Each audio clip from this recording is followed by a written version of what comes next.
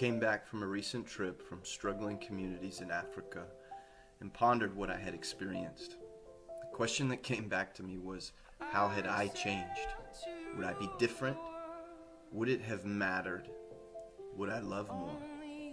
On this trip I met kids, real kids, kids who wake up every morning just like my kids do, anxious to see what the world will bring.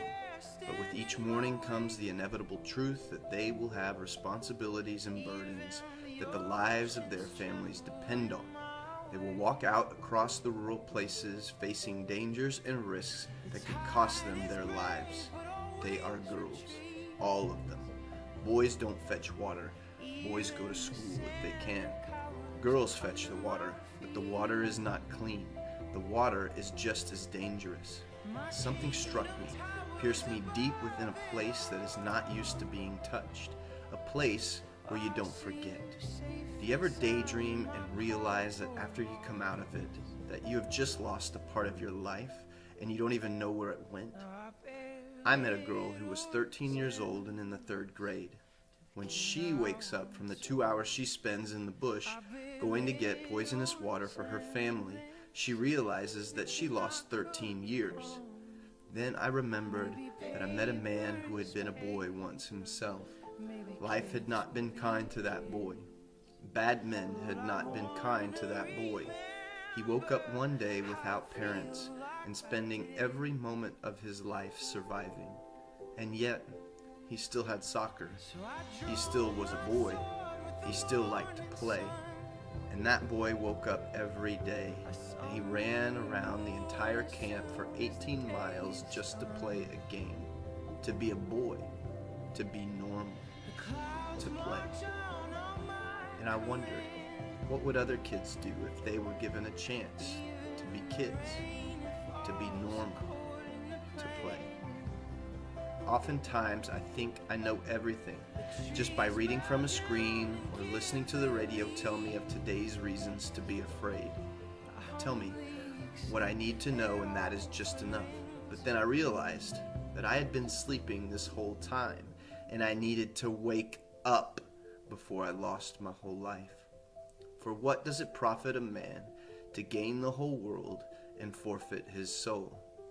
It became clear to me that my prayers were meaningless if I didn't mean them, that my assets were worthless if they didn't create change, that my life was fruitless if the fruit ripened in the wrong season. Meaning, if I did not understand their situation, truly understand it, then my efforts were in vain. I have seen true poverty with my own eyes, but I have not cried without tears because of dehydration. I have seen weary faces, but I have not collapsed in my efforts to survive. And I have seen joy and freedom and whole dancing bodies because life and hope had been delivered through Jesus. And this is how an idea happened. A challenge for myself and for others to come to a better understanding for the ones we pray for, to make our efforts more meaningful. A call to personal sacrifice so that children can be children, can be normal, can play.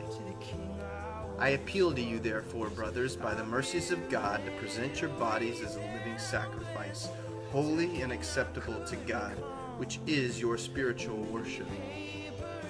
Between now and August 26, we will join together and offer our sacrifice. This is not a normal sacrifice. It is not the Western sacrifice of give and forget. It requires that we remember. It requires that we gain empathy for the need, that we move towards the need daily, not once and done. So the question I asked myself was how I could relate to children. I could relate to Lopez because I run 18 miles a day between now and August 26th. That is 900 miles, so that 900 kids can play. And I will not eat meat until then either. I love a good burger, and this sacrifice is one only because many of the children I met on my recent trip only ate meat twice a year. I want my prayers to be real. I want my feelings to be real. I want my body, though is not indestructible, and the next 2 months promise to be challenging. but I'm not afraid. I'm not afraid of failure, and I'm not afraid of breaking. Now, to take the challenge will be different for everyone. So the questions I would ask you when considering what to do would be: what connects you to the current crisis in South Sudan and other places where children and their communities suffer? What would get your attention so that each day your prayers, actions, and life would become more real? Now for the most important part. Sacrificial love brings us closer to the one whose heart burns brighter for these kids than ours ever will. The one who loves them more than we ever will. In this, we are pursuing the heart of God. He will speak to us. He will burden our hearts for those in need and those who do not know Him. The point of the challenge is not to impress others, and I would highly encourage everyone to keep their challenge in secret, or only share it with a few who hold you accountable and encourage you along the way. We are not here to intimidate each other either. My challenge is not for most, just as your challenge will not be for most either. Your challenge is special. I want to invite you to take the challenge with me.